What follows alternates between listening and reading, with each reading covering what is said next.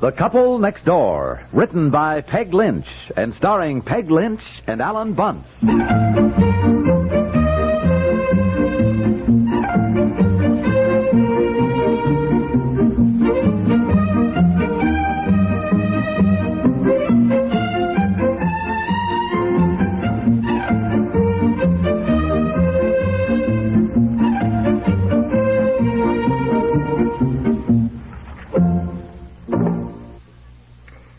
Can't find it anywhere. When did it arrive, dear? Last week. I'd been shopping, and when I came home, I stopped by the mailbox out here and picked up the mail. And I remember seeing this letter from the clerk of court or Bureau of Records or something like that. What are you looking for? My birth certificate.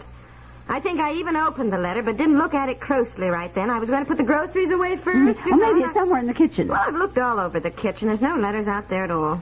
Honestly, I was going to fill out my passport application tonight. You sure you're going to Europe with me?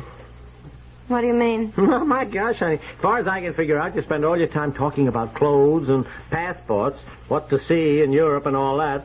Isn't there something that's a little bit more important right now? What? Money. Oh, that. Oh, that. Yes, oh, that. Look, sweetheart, you are not included in my business expense. Now, unless you earn some money yourself... I will. Somehow we aren't going for several months yet. Yeah, I know. Just the same. Time goes by quickly. Seems to me you ought to be figuring out a little bit more how you're going to raise the money. And if you don't have it when it's time to go... I know, and I am thinking about it, but right now I have to find my birth certificate.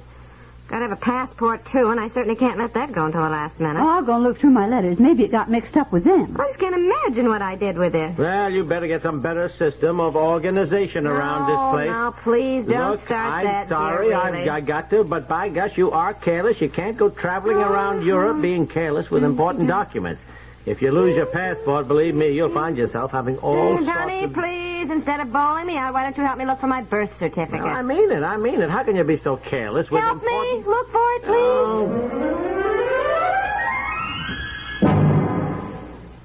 please. Each weeknight over CBS Radio, the men behind two of the most familiar voices in the land, Edward R. Murrow and Lowell Thomas, bring word of the day's important happenings to a listening America. There's a good reason for the continuing popularity of these two veteran newscasters. Both of them, each in his own way, brings to the microphones of CBS Radio practical experience gained through a lifetime of news reporting. They survey the news of the day in detail and in depth, and supplement their reports with colorful, informative observations and commentary. Both Edward R. Murrow and Lowell Thomas have highest personal standards of responsibility, of professional ethics as newsmen. You'll find that the news takes on added clarity and meaning. You'll be left with a better understanding of the day's events when you hear Edward R. Murrow and Lowell Thomas each Monday through Friday night over most of these same CBS radio stations.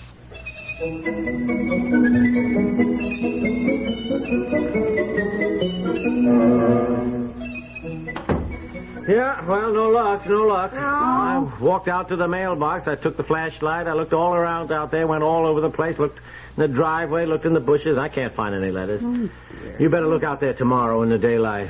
Let it go.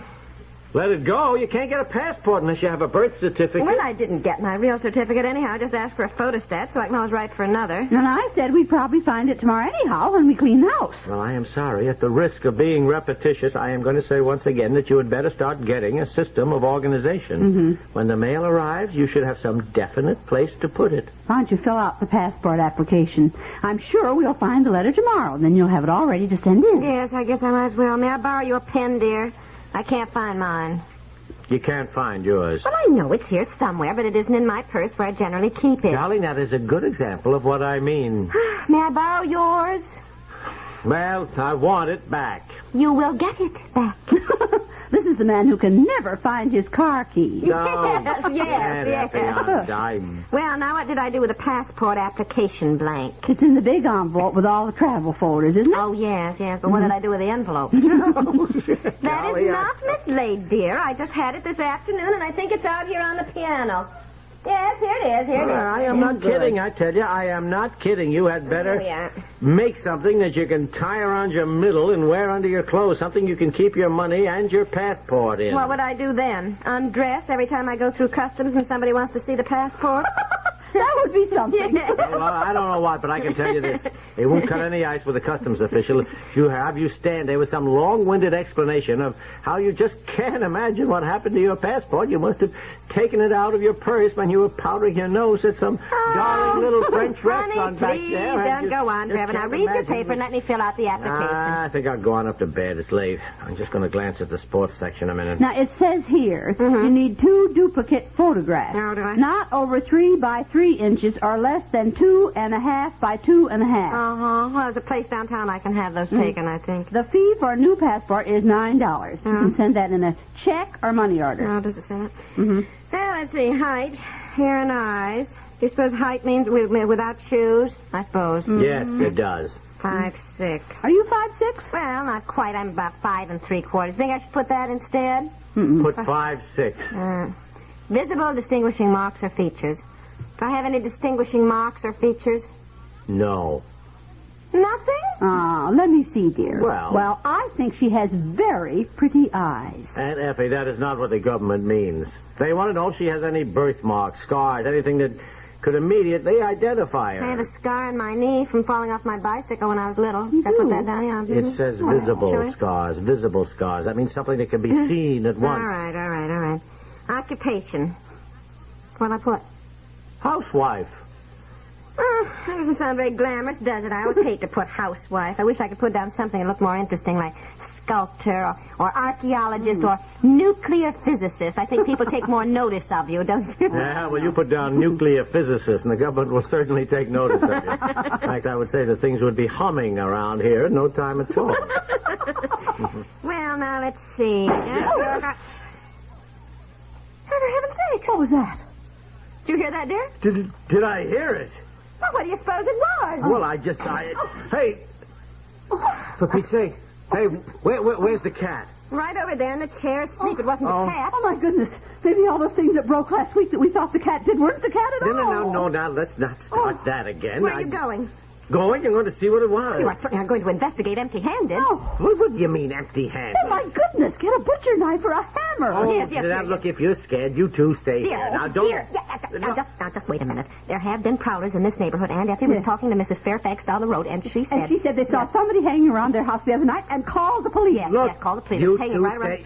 stay here in the living room. I'll go look in the kitchen. Well, I'm not going to stay here. I'm going with you. Well, so am I. Look, well, don't hang on to my arm like that. Just stay behind me if you're scared. Now, Pete, now, just... Well, it wasn't anything in the dining room. Nothing in the pantry. Oh, my goodness. I don't like this at all. And nothing in the kitchen. The basement. The basement, dear. Yes. Of course, it sounded like glass. I keep all our canned things downstairs in the storeroom.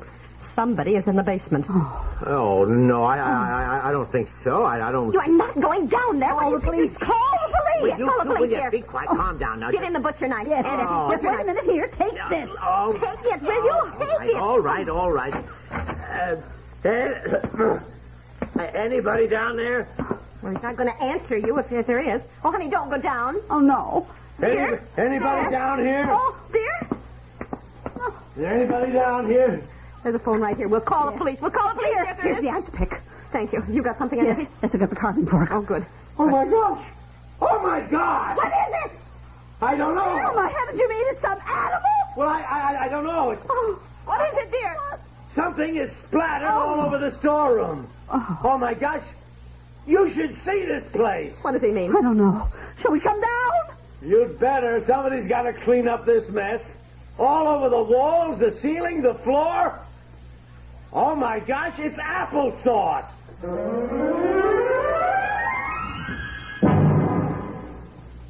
Treatment of mental disorders has left the dark ages. More people are being treated more effectively today than ever before.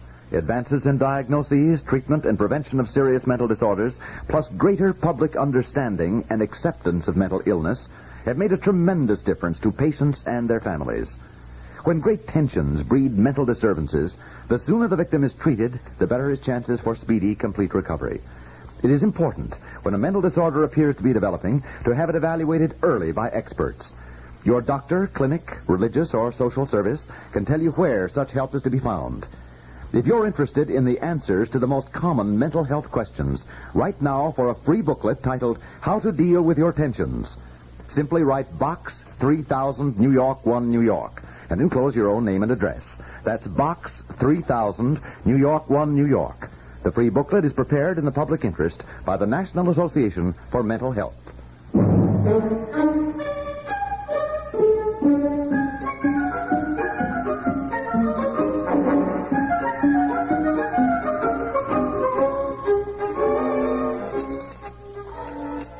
Look, dear, you go on up to bed. Aunt Effie and I'll be at this for hours. No. I'll help. Get out of the way. Here, let me sweep up all this Now, broken we have glass. got to clean the applesauce off the walls and ceiling. We'd better do it tonight. Be harder to get it off tomorrow. Yes, if it dries. Well, we'll have to take everything off the shelves, too.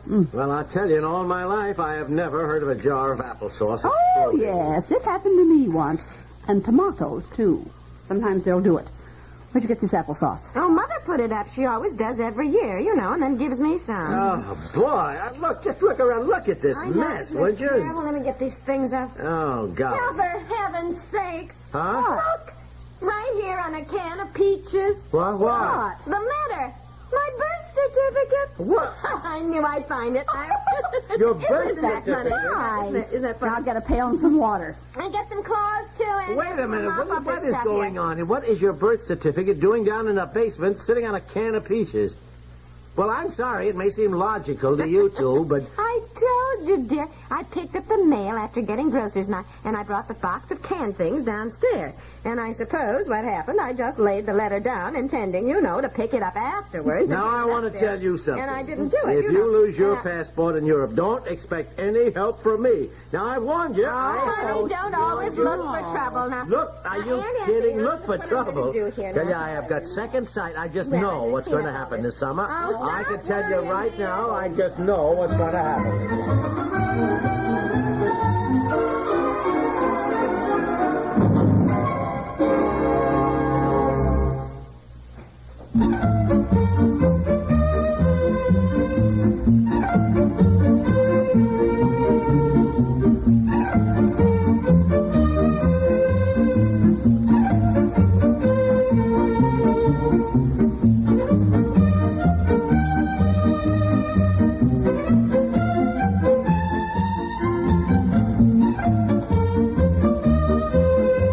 Next Door is written by Peg Lynch and stars Peg Lynch and Ethel and Bunce with Margaret Hamilton and is produced by Walter Hart.